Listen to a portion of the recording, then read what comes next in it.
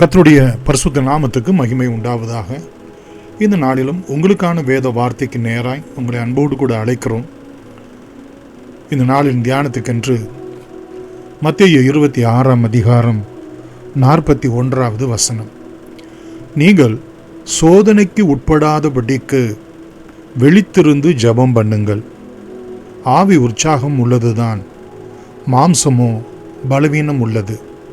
பிரியமானவர்களே, இந்த வார்த்தை ஆண்டவராகிய இயேசு கிறிஸ்து தம்முடைய சீஷர்களாகிய அப்போஸ்தலரிடத்திலே அவர் சொல்லுகிறதை பார்க்கிறோம். இதில் விழித்திருந்து ஜெபியுங்கள், வாட்ச் அண்ட் ப்ரே என்கிறது ஒரு வாட்ச் வேர்டு மாதிரி சொல்லப்படுகிறது. எதற்காக நாம் விழித்திருந்து ஜெபிக்க வேண்டும் என்றால், பிரியமானவர்களே, சோதனைக்கு உட்படாதபடிக்கு, நம்மை கீழே விழ தள்ள பண்ணி விடாதபடிக்கு. பிரியமானவர்களே, கர்த்தர் நல்லவர், அவருடைய கிருபை என்றும் உள்ளது. நம்முடைய வீழ்ச்சியை தடுப்பதற்கு இந்த ஜெபம் அவசியமாயிருக்கிறது. இங்கே பிரியமானவர்களே, கர்த்தர் நல்லவர், அவருடைய கிருபை என்றும் உள்ளது.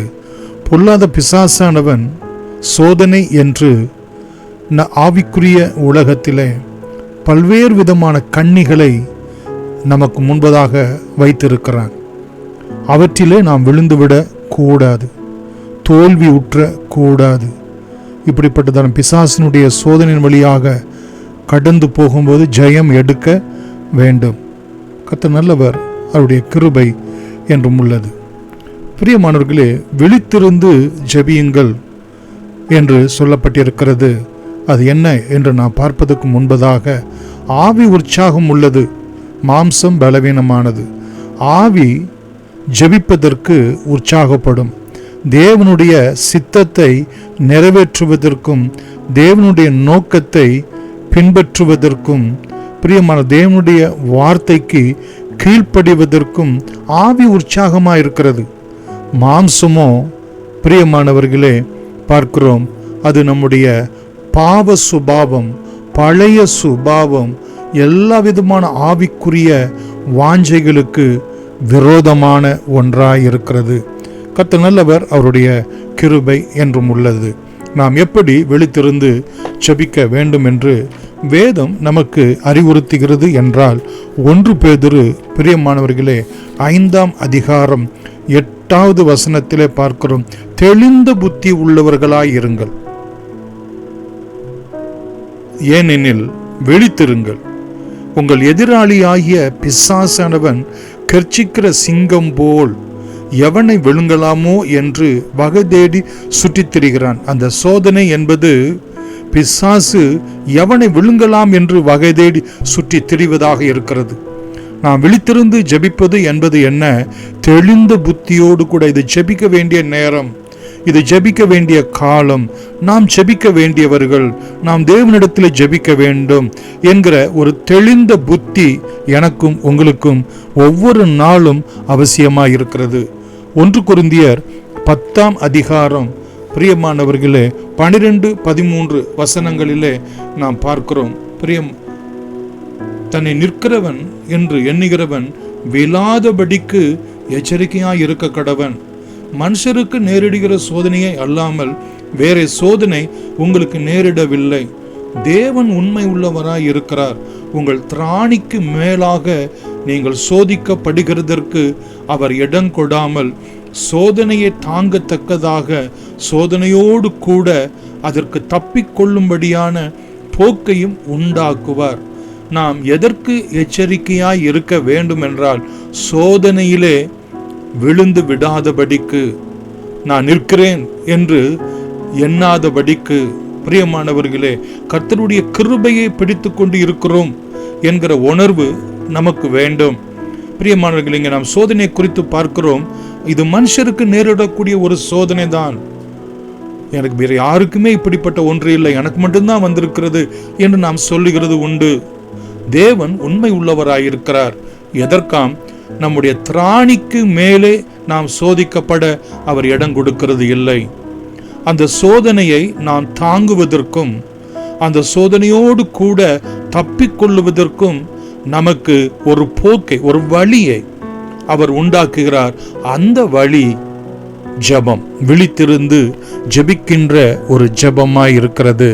எபேசியர் 6ஆம் அதிகாரம் பிரியமானவர்களே 18வது வசனத்தை நாம் பார்ப்போம் என்று சொன்னார். கர்த்தருடைய பரிசுத்த நாமத்துக்கு மகிமை உண்டாவதாக. இங்கே எந்த சமயத்திலும் சகலவிதமான வேண்டுதலோடும் விண்ணப்பத்தோடும் ஆவியினாலே ஜெபம் பண்ணி அதன் பொருட்டு மிகுந்த மன உறுதியோடும் சகல பரிசுத்தவான்களுக்காக பண்ணும் வேண்டுதலோடும் விழித்து கொண்டிருங்கள். எப்படிப்பட்ட ஒரு விழிப்பு வேண்டும்? தெளிந்த புத்தி உள்ள ஒரு விழிப்பு. இங்கே நான் பார்க்கிறோம், மன உறுதியோடு கூட ஆவியினால் செபிக்கிற ஒரு விழிப்பு உணர்வு எனக்கும் உங்களுக்கு வேண்டும். எப்படியாம்? எந்த சமயத்திலும் செபிக்கிற ஒரு மன உறுதி, ஆவியினாலே ஜெபித்தல், சகலவிதமான வேண்டுதல்கள், விண்ணப்பங்கள், மன்றாட்டுகள். பிரியமானவர்களே, நாம் சகல பரிசுத்தவான்களுக்காகவும் செபிக்கிறவர்களாய் நாம் விழித்துக் கொண்டு இருக்க வேண்டும் என்று ஆண்டவர் எதிர்பார்க்கிறதை நாம் பார்க்கிறோம் எப்பொழுதும். ரோமர் 8ஆம் அதிகாரம் பிரியமானவர்களே 26வது வசனத்தை நாம் பார்ப்போம் என்று சொன்னால், அந்தபடியே ஆவியானவரும் நமது பலவீனங்களில் நாம் ஏற்றபடி வேண்டிக் கொள்ள வேண்டியது இன்னதென்று அறியாமல் இருக்கிறபடியினால் ஆவியானவர் தாமே வாக்கு கடங்காத பெருமூச்சுகளோடு கூட நமக்காக வேண்டுதல் செய்கிறார். பிரியமானவர்களே, விழித்திருந்து ஜெபித்தல் என்றால் ஆவியினாலே ஜெபித்தல், தெளிந்த புத்தியோடு கூட ஜெபித்தல், ஆவியானவர் ஜெபிக்கும்படியாய் நாம் விட்டு கொடுத்து ஆவியினுடைய அந்நிய பாஷையிலே செபிக்கின்ற ஒரு ஜெபமாய் இருக்கிறது. வாக்கு கிடங்காத பெருமூச்சுகளோடு கூட ஆவியானவர் நம்மை எடுத்து பயன்படுத்தி செபிக்க நம்மை விட்டு கொடுப்பது விழித்திருந்து ஜெபிக்கின்ற ஒன்றாய் இருக்கிறது. கலாத்தியர் பிரியமானவர்களே 5ஆம் அதிகாரம் 16 மற்றும் 17 இந்த வசனங்களிலே நாம் பார்ப்போம் என்று சொன்னால், பிரியமானவர்களே, நான் சொல்லுகிறது என்னவென்றால், ஆவிக்கு ஏற்றபடி நடந்து கொள்ளுங்கள், அப்பொழுது மாம்ச இச்சையை நிறைவேற்றாது இருப்பீர்கள். மாம்சம் ஆவிக்கு விரோதமாகவும் ஆவி மாம்சத்துக்கு விரோதமாகவும் இச்சிக்கிறது. நீங்கள் செய்ய வேண்டும் என்று இருக்கிறவைகளை செய்யாதபடிக்கு இவைகள் ஒன்றுக்கு ஒன்று விரோதமாய் இருக்கிறபடினால் ஆவிக்கு ஏற்றபடி நாம் நடந்து கொள்வது என்பது விழித்திருந்து ஜெபிக்கின்ற ஒன்று. மாம்சம் கூடாது என்று சொல்லும், ஆவி ஜெபி என்று சொல்லும். ஆவிக்கு நம்மை ஒப்பு கொடுக்க வேண்டும், தெளிந்த புத்திக்கு நம்மை ஒப்பு கொடுக்க வேண்டும். வாக்கு கடங்காத பெருமூச்சலோடு கூட ஆவியானவர் ஜெபிக்கிறதுக்கு நம்மை ஒப்பு கொடுக்க வேண்டும். பிரியமானவர்களே, யாக்கோபின் புத்தகம் 1ஆம் அதிகாரம் 14 மற்றும் 15 இந்த வசனங்களிலே நாம் பார்க்கிறோம். அவனவன் தன் சுய இச்சையினாலே இழுக்கப்பட்டு சிக்குண்டு சோதிக்கப்படுகிறான். பின்பு இச்சையானது கற்பந்தரித்து பாவத்தை பிறப்பிக்கும். பாவம் பூரணமாகும் போது மரணத்தை பிறப்பிக்கும். நாம் எதனால் சோதிக்கப்படுகிறோம் என்றால் இச்சை, சுய இச்சை. பிரியமானவர்களே, தேவனுக்கு அடுத்தவைகள், தேவ சித்தத்துக்கு அடுத்தவைகள் பிரயோஜனமானது. பிசாசுக்கு அடுத்தது அது நமக்கு சுய இச்சையை கொண்டு வரக்கூடிய ஒன்று. அதனால் இழுக்கப்படுகிறோம், சிக்குண்டு சோதிக்கப்படுகிறோம். அது பூரணமாகும் போது பாவத்தையும் மரணத்தையும் பிறப்பிக்கக்கூடிய ஒன்றாய் காணப்படுகிறது. இவற்றுக்கு நாம் ஜாக்கிரதையாய் இருக்க வேண்டும். கொலோசியர் பிரியமானவர்களே 4ஆம் அதிகாரம் 2வது வசனத்தையும் நாம் வாசித்து பார்ப்போம் என்று சொன்னால், கர்த்தர் நல்லவர், அவருடைய கிருபை என்றும் உள்ளது. இடைவிடாமல் ஜெபம் பண்ணுங்கள், ஸ்தோத்திரத்துடன் ஜெபத்தில் விழித்திருங்கள். பிரியமான கர்த்தர் நமக்கு செய்த சகல நன்மைகளுக்காகவும் நாம் எண்ணத்தை செலுத்துவோம். ரட்சிப்பின் பாத்திரத்தை எடுத்துக்கொண்டு என்று சங்கீதக்காரனாகிய தாவீது சொல்கிறது போல கர்த்தருடைய நாமத்தை தொழுது கொள்ள ஸ்தோத்திர பலிகளை ஏறெடுக்கிறவர்களாய் காணப்படுவோம். அது நம்மை விழித்திருந்து ஜெபிக்க பண்ண உதவியாய் இருக்கிறது. ஜெபத்திலே நம்மை அர்ப்பணிக்கிறவர்களாய் காணப்படுவோம். 1 தெசலோனிக்கேயர் 5ஆம் அதிகாரம்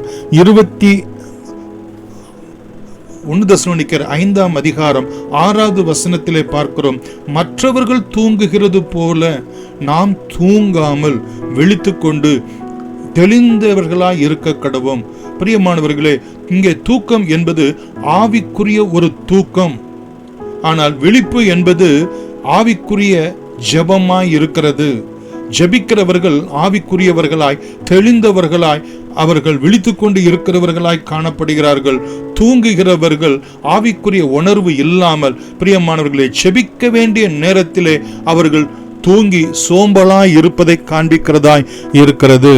என்னும் பிரியமானவர்களே, நீதிமொழிகள் 4ஆம் அதிகாரம் 23வது வசனத்திலே பார்க்கிறோம், எல்லாவிதமான காவலோடும் உன் இருதயத்தை காத்துக்கொள், அவற்றிலிருந்து ஜீவ ஊற்று புறப்படும். இங்கே காத்துக்கொள் உன் இருதயத்தை, உன் ஆத்துமாவை என்பது நாம் விழித்திருந்து ஜெபிக்கின்ற ஒன்று. இது ஜெபிக்க வேண்டிய நேரம் என்று நம்முடைய ஆத்துமாவுக்கு நாம் சொல்லி நாம் செபிக்க உட்கார, செபிக்க முழங்காலிட பழகுவது என்பது பிரியமானவர்களே நம்முடைய இருதயத்தை, நம்முடைய ஆத்துமாவை காத்துக்கொள்ளுகிற ஒன்றாயிருக்கிறது. அவற்றிலிருந்து ஜீவ தண்ணீர் உள்ள நதி, ஜீவ ஊற்று, அநேக 1000 ஜனங்களுக்கு ஒரு ஆசீர்வாதத்தின் ஊற்று புறப்பட்டு வரக்கூடியதாக இருக்கிறது. சங்கீதக்காரனாகிய தாவீது சங்கீதம் 19:13 நீர் என்னை காத்துக்கொள்ளும், நான் குற்றமற்றவனாய் இருக்கும்படி. இங்கே காத்துக்கொள்ளும் என்று சொன்னால் என்ன அர்த்தம்? பிரியமானவர்களே, நான் செபிக்கிறவனாக என்னை மாற்றும், மறுரூபப்படுத்தும். அது என்னை எல்லாவிதமான குற்றங்களுக்கும் குறைகளுக்கும் என்னை நீங்களாக்கக்கூடிய ஒன்றாய் இருக்கிறது. இன்னும் ஏசாயா 40ஆம் அதிகாரம் 29 முதல் 31 வரைக்கும் காத்திருக்கிறது. கர்த்தருக்கு காத்திருக்கிறவர்கள் புது பலன் அடைந்து கழுகுகளைப் போல செட்டைகள் அடித்து பறப்பார்கள். அவர்கள் ஓடினாலும் இளைப்படையார்கள். விழித்திருந்து ஜெபித்தல் என்றால் என்ன? கர்த்தருடைய சமூகத்திலே வேத வசனங்களை கொண்டு காத்திருக்கிறது. துதி ஸ்தோத்திர ஆராதனைகளினாலே காத்திருக்கிறது. நம்பிக்கையோடு கூட, விசுவாசத்தோடு கூட தேவ சமூகத்தை நோக்கி காத்திருக்கிறது. அவருக்கு காத்திருக்கிறவர்கள் ஒரு நாளும் வெட்கப்பட்டு போவதில்லை. ஆண்டவர் உங்களை ஆசீர்வதிப்பாராக. God bless you.